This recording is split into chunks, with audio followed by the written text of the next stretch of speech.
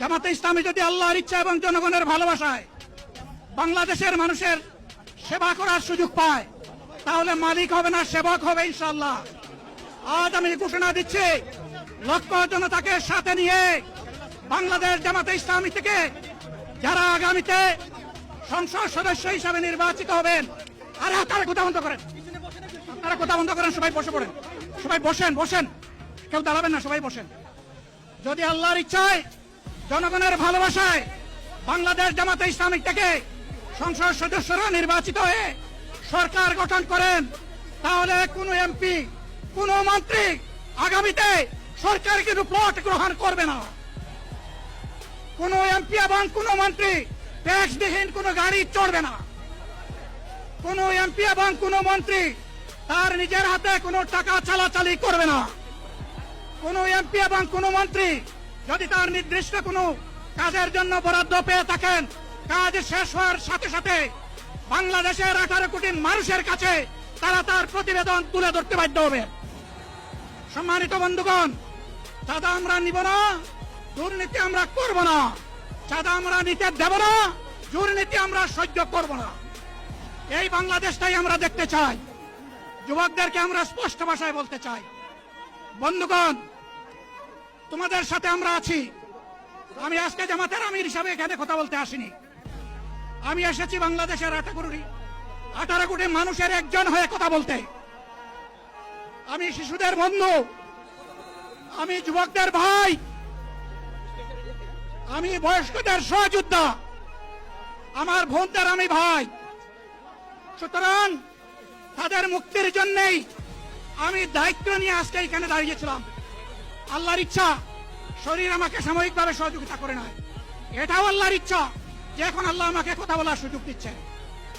আমি বলতে চাই, বাংলাদেশের নির্দিষ্ট কোন শ্রেণীর মুক্তির জন্য আমাদের এই লড়াই নয়। রাস্তার একজন পরিচ্ছন্নতা কর্মী, চা বাগানের একজন শ্রমিক,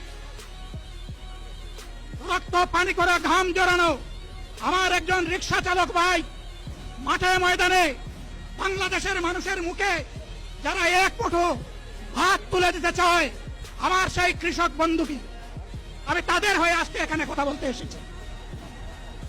আমি কোন অভিজাত শ্রেণীর হয়ে এখানে কথা বলতে আসিনি। আল্লাহ তাআলার অশেষ মেহেরবানি, আজীবন সকল রক্ত চক্ষুকে উপেক্ষা করেছি, জেল জুলুমের পরোয়া করি নাই। আমার আফসোস, 24 সালে জাতিকে মুক্তি দিতে গিয়ে যারা জীবন দিয়ে শহীদ হলো, আমি তাদের একজন হতে পারলাম না। আপনাদের কাছে দোয়া চাই, ইনসাফের ভিত্তিতে একটি দেশ গড়ে তোলার জন্য আগামীতে যে লড়াই হবে, আমার আল্লাহ যেন সেই লড়াইয়ে আমাকে একজন শহীদ হিসাবে কবুল করেন। সম্মানিত বন্ধুগণ, আমাদের প্রিয় শহীদ নেতৃবৃন্দ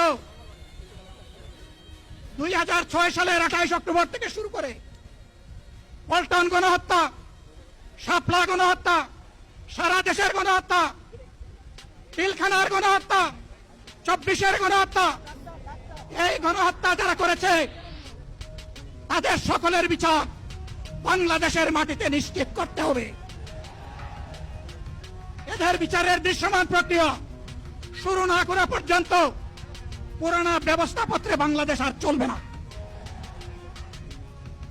এতগুলো মানুষ এমনি এমনি জীবন দেয় নাই, জীবন দিয়েছে জাতির মুক্তির জন্য।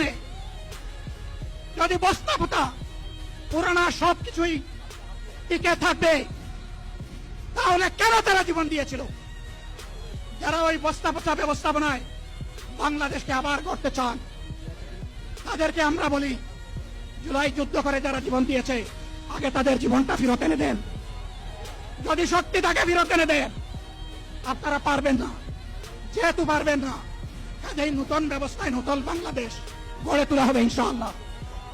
শিশু, কিশোর, যুবক, মা, বোন, শ্রমিক, ছাত্র জনতা, ব্যবসায়ী, সবাইকে যেই দেশ, যেই সংবিধান, যেই রাষ্ট্র নিরাপত্তা দিতে পারবে, সেই নতুন বাংলাদেশ আমরা গড়ে তুলতে চাই। ভাইয়েরা, আমাকে সবাই চাপ দিচ্ছে, কেউ বলে ভাই শেষ করেন, কেউ বলে চাচা শেষ করেন।